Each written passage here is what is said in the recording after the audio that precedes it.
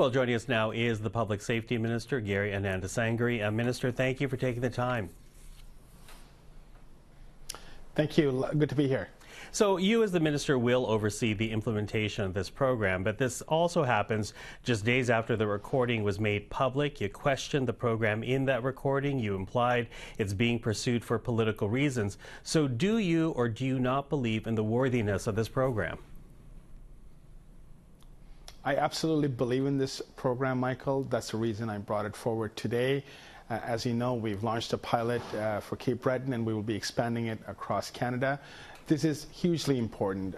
This is a commitment that we made in our platform. We've also been working on this for many, many months to get to that point, to this point.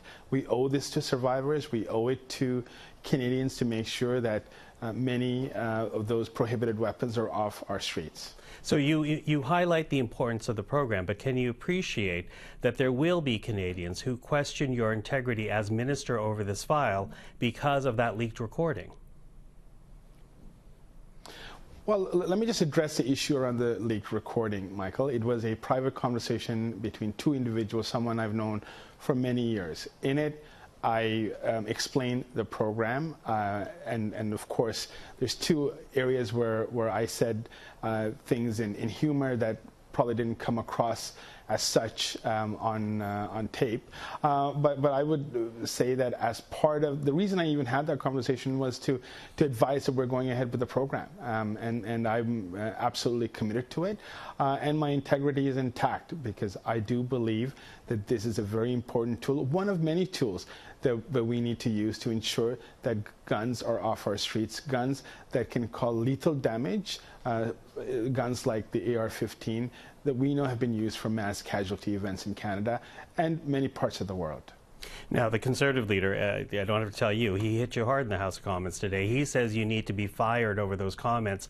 Do you still have the confidence of the Prime Minister? I'm here. I announced the program today. I announced it with my colleagues. I announced it along with survivors and groups that have been advocating for many years. I have absolute confidence that this program will move forward, and I will continue to do my job.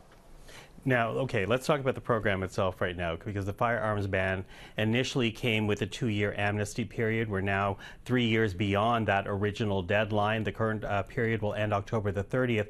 Will that deadline now have to be pushed back, considering you're just bringing in or implementing the program today? We will be extending the amnesty by 1 year to October of 2026. That's something Minister Fraser will be undertaking. What we did today was to launch the program in Cape Breton.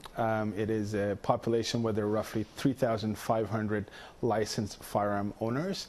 There's roughly 200 prohibited weapons that we believe are in Cape Breton. So the part of the pilot is to ensure that all of our back-end mechanics work, make sure that the online portal is functional, that if there are any glitches, any challenges that we see, we're able to correct them before it rolls out nationally. We're grateful for the work of Cape Breton Police and their personnel, but we're also very thankful to all those who have been involved in advocating for this for many, many years.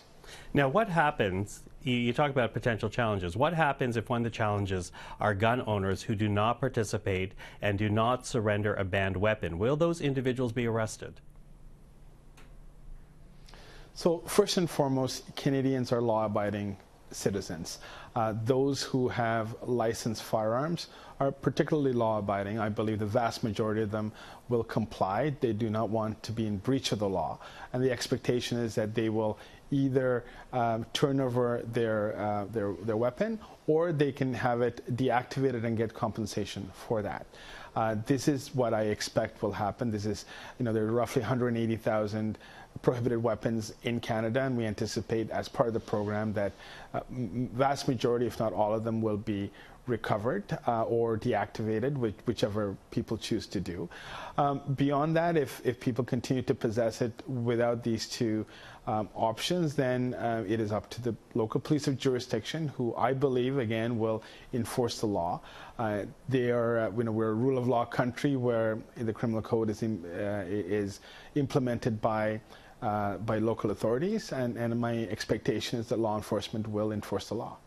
That is your expectation. Do you have the resources to actually enforce this ban?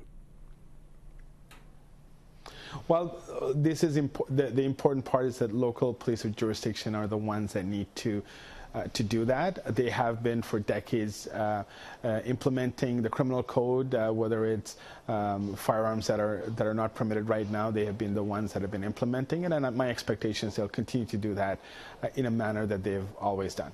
Mm-hmm. Listen, Minister, I appreciate this has not been an easy day for you, given all the questions I've been asked of you, but I do want to end this with one thought from you, because this has been such an important file for your party. The previous government tried to introduce it. As we said, your government is now trying to move forward with it. Important in Liberal terms, but are you afraid that you've now become a distraction from the policy?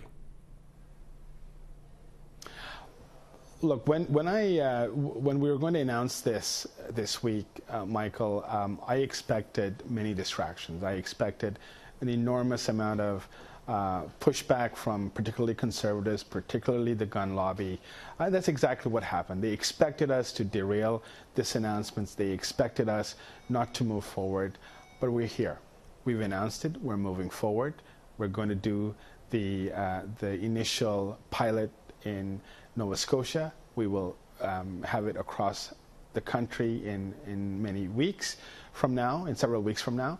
This is the mandate that we received as a government in April of this year.